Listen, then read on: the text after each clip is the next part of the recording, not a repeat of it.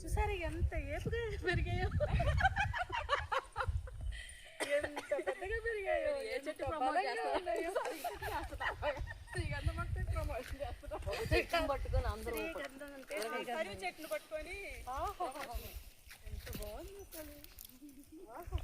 ఏది కాలు కట్టి కళ్ళు కళ్ళు పాదాలకు చూసారా ఎంత గ్రీనిష్ గా ఉందో అసలు. శ్రీగంధం అంటే గంధం వాసన వస్తుంది.